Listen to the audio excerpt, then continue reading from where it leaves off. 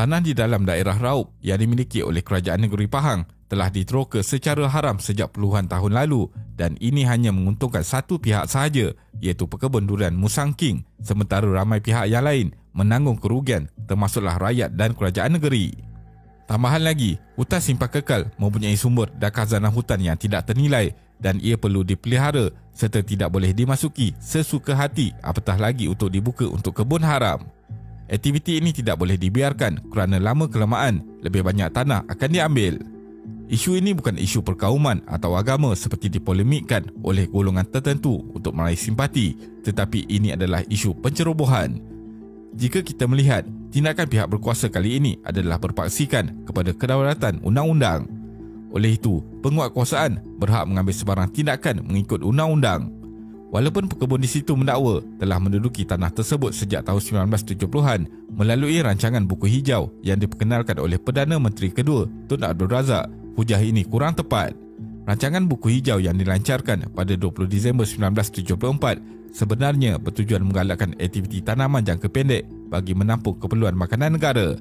Ia bukanlah suatu bentuk pemberenggaran tanah untuk dimiliki atau dimajukan bagi tujuan mengaut keuntungan. Pada tahun 2024, Mahkamah Tinggi Kuantan mendapati dan mengesahkan pekebun ini ialah penceroboh di tanah berkenaan. Sebagai pihak yang menceroboh, mereka ini tidak mempunyai locus standi atau hak di sisi undang-undang untuk memfailkan permohonan bagi semakan kehakiman.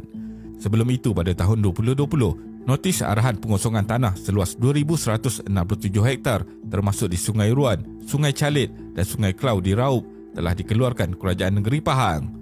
Tetapi wakil rakyat pula dilihat lebih memihak kepada penceroboh daripada undang-undang dan telah mengambil kesempatan atas isu ini untuk menjadikannya wayang politik. Sementara itu, pihak Save Musang King Alliance, SAMKA, pula menuduh pihak kerajaan negeri telah melanggar perintah mahkamah dan ini adalah jelas tidak benar kerana pokok durian haram yang ditebang oleh penguatkuasa di Sungai Ruan tidak terikat dengan mana-mana perintah mahkamah. SAMKA juga telah mengumpulkan sebanyak 400 tanda tangan untuk petisyen bagi menuntut operasi penebangan pokok durian dihentikan. Pusat tanaman Musang King atau Raja Kunyit yang paling popular ialah sekitar Raub, iaitu di Kampung Sungai Ruan dan Kampung Calit. Dianggarkan terdapat 4,400 hektar kebun Musang King di kedua-dua kampung tersebut. Jika dibuat perbandingan, keluasan Putrajaya adalah 4,931 hektar. 1 hektar tanah boleh ditanam sekitar 70 batang pokok Musang King. Hasil penanaman Musang King ini adalah sangat lumayan, tambah lagi mempunyai permintaan yang tinggi dari luar negara. Menurut Setiausaha Kerajaan Negeri Pahang, Kerajaan Pahang kerugian RM30 juta hasil cukai tanah dalam isu pencerobohan tanah di Raub. Nilai kerugian ini berdasarkan kadar terendah pajakan dan cukai tanah untuk tempoh 10 tahun. Oleh itu, ramai pihak mempersoalkan tentang cukai pendapatan yang sepatutnya dibayar kerana pekebun durian yang mengusahakan tanah haram ini berkemungkinan besar telah mengelak dari membayar cukai selama berpuluh tahun. Mengikut laporan sebuah berita, kebun durian haram di hutan Batu Talam boleh menjana lebih RM20 juta setahun. Selepas 5 tahun ditanam, sebatang pokok durian Musang King boleh mengeluarkan hasil sehingga 300 biji buah semusim dan berbuah selama 30 tahun. Pekebun di situ mengakui telah mengusahakan kebun durian selama 20 tahun. Oleh itu, keuntungan mereka selama 15 tahun yang lepas ialah RM300 juta. Jika mengambil kira cukai pendapatan sebanyak 25%, jumlah cukai yang tidak dibayar adalah sebanyak RM75 juta. Ini adalah kerugian besar kepada rakyat Malaysia secara amnya, sedangkan penceroboh menikmati keuntungan jutaan ringgit setiap tahun. OP Sekat 3.0. Ketua Polis Daerah Raub menyatakan operasi dijalankan bermula pada 8 April sehingga 3 Mei 2025 dan dijangka merangkumi semua kawasan yang telah diteroka secara haram di daerah Raub.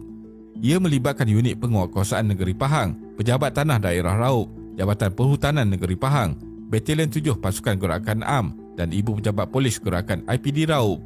Menurut laporan berita pada 9 April 2025, sebanyak 200 pokok durian telah ditebang. Pada jam 10.15 pagi, 10 April 2025, pihak berkuasa telah disekat laluan oleh pekebun-pekebun haram yang diketuai oleh ahli Parlimen Raub dengan berdiri di tengah jalan raya Kampung Sungai Calit. Mereka turut membawa kain rentang, sepanduk dan melakukan protes bagi menunjukkan ketidakpuasan hati kerana pokok-pokok durian yang sudah berusia 30 tahun ditebang. Selepas insiden ini, ahli Parlimen Raub dan pengurusi Samka telah ditahan polis bagi membantu siasatan di bawah Seksyen 186 Kanun Kesiasaan kerana menghalang pejabat awam daripada menjalankan tugas semasa operasi tersebut. Sebelum ini pada tahun 2023, ahli Parlimen Raub tersebut telah menyatakan walaupun pekebun-pekebun ini tidak memiliki permit, namun mereka memberikan sumbangan besar kepada industri durian Malaysia. Tetapi sebenarnya, durian yang dikeluarkan dari ladang haram ini tidak memiliki Pensijilan Amalan Pertanian Baik Malaysia atau MyGap dan pekebun durian telah melanggar peraturan dan menyalahi protokol pengeksportan yang boleh menjejaskan industri durian negara. Dalam isu ini, ramai masyarakat pelbagai kaum di media sosial memberi pandangan tidak bersetuju dengan pencerobohan yang dilakukan, malahan mengkritik tindakan pekebun haram di Raub. Dan ini juga menyebabkan Sultan Pahang, Sultan Abdullah menzahirkan rasa duka cita terhadap kes pencerobohan tanah di negeri ini dan menegaskan sudah masanya untuk tindakan diambil ke atas penceroboh. Sementara itu, Gabungan Badan Bukan Kerajaan NGO Melayu mendesak tindakan tegas diambil ke atas penceroboh tanah kerajaan ini. Perhimpunan ini disertai kira-kira 200 orang diketuai pengurusi gabungan NGO Ops Bangkit Bebaskan Tanah Air 2025. Mereka menyelat tindakan ahli Parlimen Raub yang didakwa menengking dan menghina pasukan penguat kuasa UPNP ketika mereka menjalankan operasi. Kesimpulannya, undang-undang perlulah adil dan isu pencerobohan di Raub ini tidak boleh dibiarkan berlanjutan. Sandiwara politik perlu dihentikan dan mereka yang terlibat harus dikenakan hukuman. Amat menarik juga untuk diteliti bahawa Raub terletak di sepanjang jalur Remas 2 di kawasan tengah semenanjung Malaysia. Maka tanah ini mempunyai nilai yang sangat tinggi dan tidak boleh dibiarkan jatuh ke tangan golongan tertentu yang mungkin mempunyai agenda tersembunyi yang lain.